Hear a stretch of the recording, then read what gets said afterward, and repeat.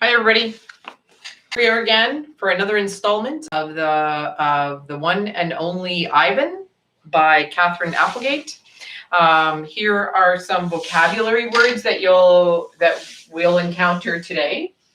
One is the word is troop, and the definition of troop is, in this particular case and in this context of this book, it means a group of gorillas. Next word is pride, which is Pried, and ed is the suffix on the word pry. And the word pry means, sometimes it means there's kind of a couple meanings: to be curious or to lift something off with some kind of a lever. So sometimes you have to try to pry a lid off of a jar or something like that. Next word is sullen, which means you're dark, you're filled with gloom. Sometimes it means that you're angry, but you're sort of silently angry. The next word is mutter, which means to speak in a low tone so you're hard to understand. Kind of, yesterday we had the word mutter, and so it means it's sort of like that, or mumble, if somebody's mumbling and you can't really understand them. Where we left off yesterday, remember that Stella has died. It sounds like she probably, we don't really know, we're not really told, but she must have had a really bad infection or something in her foot and in her leg, because she had been chained up for so long, and that resulted in her getting quite sick and dying. And so Ruby, who is the little baby elephant that we've been introduced to, is quite sad. I mean, everybody's quite sad, but Ruby called her Aunt Stella, and so probably pretty hard for little Ruby. Okay. The next title is The Grunt. I was born in a place humans call Central Africa, in a dense rainforest so beautiful, no crayons could ever do it justice. Gorillas don't name their newborns right away, the way humans do. We get to know our babies first. We wait to see hints of what might yet be. When they saw how much she loved to chase me around the forest, my parents decided on my twin sister's name, Tag. Oh, how I loved to play tag with my sister. She was nimble, which means fast, but when I got too close, she would leap onto my unsuspecting father. Then I would join her and we would bounce on that tolerant belly until he gave us the grunt, the rooting pig sound that meant enough. That game never got old, although my father might have disagreed. Next, mud. It didn't take long for my parents to find my name. All day long, every day, I made pictures. I drew on rocks and bark and my poor mother's back. I used the sap from leaves. I used the juice from fruit. But mostly, I used mud. And that is what they called me, mud. To a human, mud might not sound like much, but to me, it was everything. Protector. My family, which humans call a troop, remember a troop is a group of gorillas, was just like any other gorilla family. There were 10 of us: my father, the silverback, my mother, and 3 other adult females, a juvenile male called a blackback, and 2 other young gorillas. Tag and I were the babies of the group. We squabbled now and then, as families will, but my father knew how to keep us in line with a simple scowl. And for the most part, we were happy to do what we were meant to do. to feed and forage and nap and play. My father was a master at leading us to the ripest fruit for our morning feast and the finest branches for our night nests. He was everything a silverback is meant to be: a guide, a teacher, a protector. And nobody could chest beat like my father. A perfect life. Gorilla babies and elephant babies and human babies are not so different, except that a gorilla gets to spend the day riding on his mother's back like a cowboy on a horse. It's a pretty great system from the baby's point of view. Slowly, carefully, a young gorilla begins to venture farther and farther away from the safety of his mother's arms. He learns the skills he will need as an adult: how to make a nest of branches, weave them tightly or they'll fall apart in the middle of the night, how to beat your chest, cup your palms to amplify the sound, go on how to go vining from tree to tree, don't let go, how to be kind, be strong, be loyal. Growing up gorilla is just like any other kind of growing up. You make mistakes, you play, you learn, you do it all over again.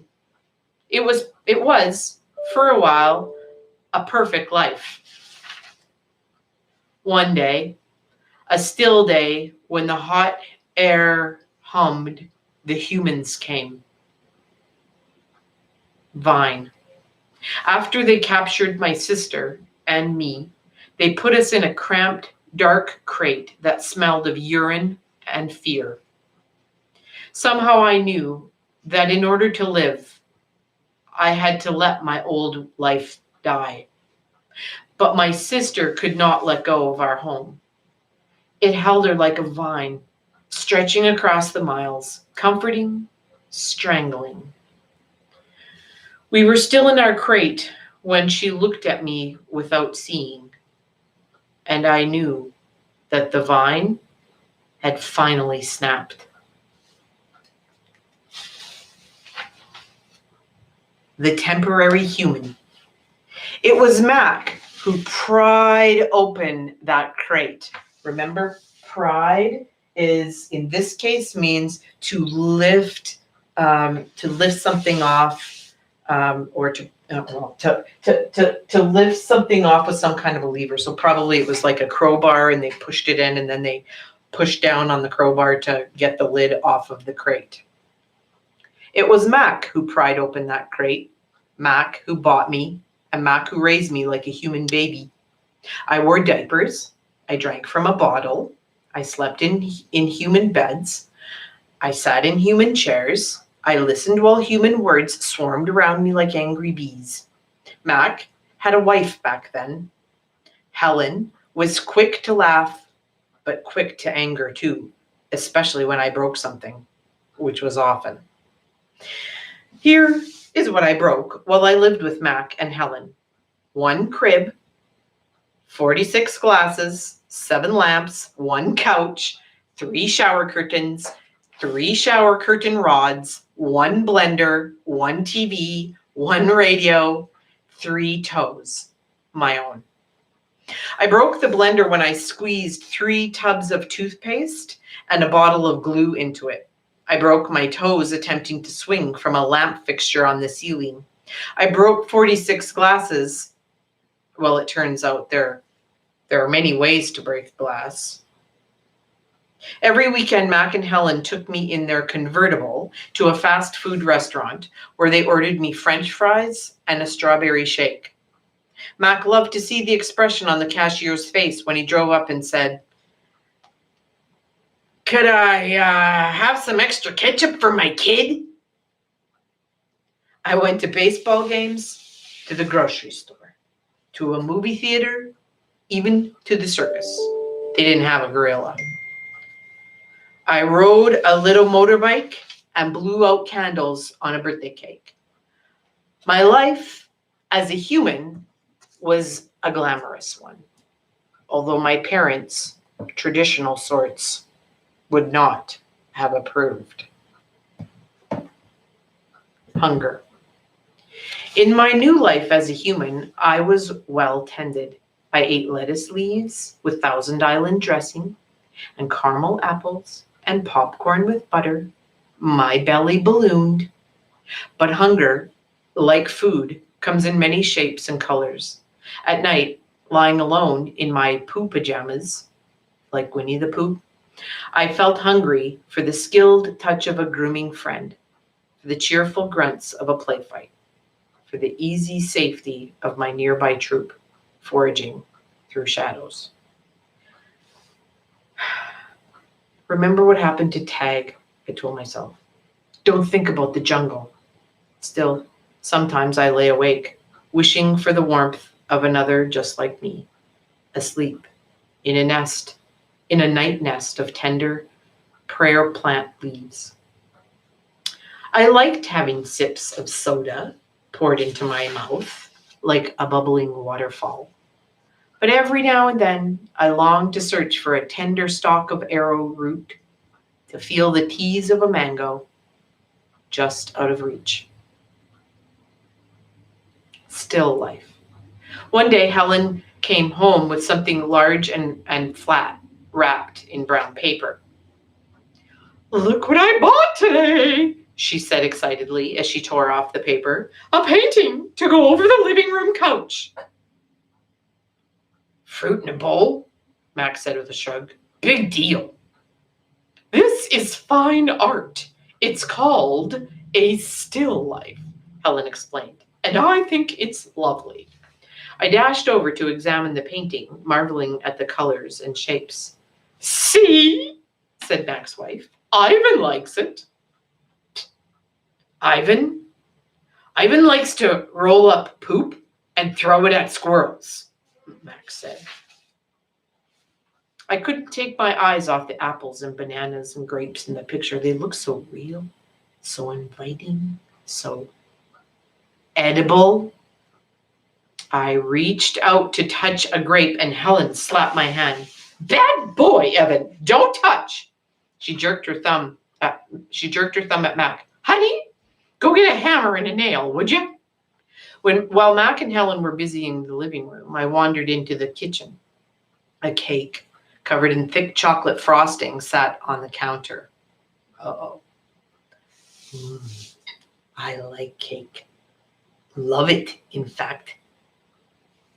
But it wasn't eating I was thinking about. It was painting. The frosting peaked and dipped like waves on a tiny pond. It looked rich and gooey, dark and smooth. It looked like mud. I scooped up a handful of frosting. I scooped up another. I headed to the refrigerator door. It was perfect. An empty white waiting canvas. The frosting wasn't as easy to work with as jungle mud. It was stickier and, of course, more tempting to eat. But I kept at it. I scraped off every last bit of that frosting. I may have eaten a little cake too. I don't remember what I was trying to paint. A banana, most likely. I suppose I knew I was going to get in trouble. But at that moment, I just didn't care. I wanted to make something, anything, the way I used to. I wanted to be an artist again. Punishment. I soon learned that humans can screech even louder than monkeys. After all, I was never allowed in the kitchen. After that, I was never allowed in the kitchen. Babies. Back in those days, the Big Top Mall was smaller. It had a pony ride, a wooden train that bustled around the parking lot, a few bedraggled parrots, and a surly spider monkey. But when Mac brought me, a baby gorilla dressed in a crisp tuxedo, to the mall, everything changed. People came from far and wide to have their pictures taken with me. They brought me blocks and a toy guitar. They held me on their laps. Once, I even held the baby in mine. She was small and slippery. Bubbles flowed from her lips. She squeezed my fingers.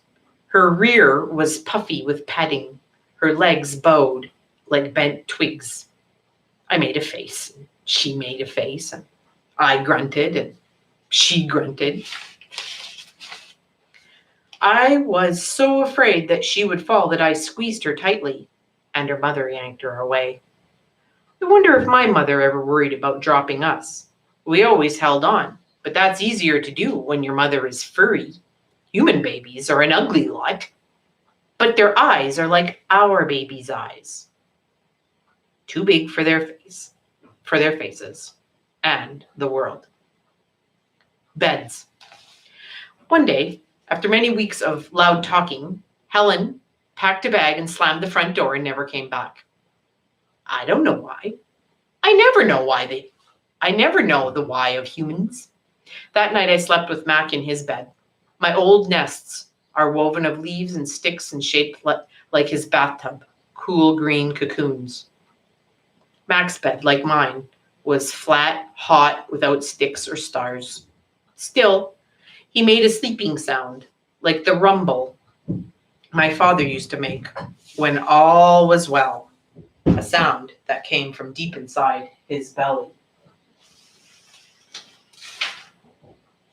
My place. Mac grew sullen. I grew bigger. Sullen is dark, filled with gloom. So he's sad. Mac is sad. He grew sullen. And I grew bigger. I became what I was meant to be. Too large for chairs, too strong for hugs, too big for human life. I tried to stay calm, to move with dignity. I did my best to eat daintily. But human ways are hard to learn, especially when you're not human. When I saw my new domain, I was thrilled. And who wouldn't have been? I had no furniture to break, no glasses to smash, no toilets to drop Mac's keys into. It even had a tire swing. I was relieved to have my own place. Somehow, I didn't realize I'd be here quite so long. Now I drink Pepsi, eat old apples, watch reruns on TV. But many days I forgot what I'm supposed to be. Am I a human? Am I a gorilla? Humans have so many words, more than they truly need.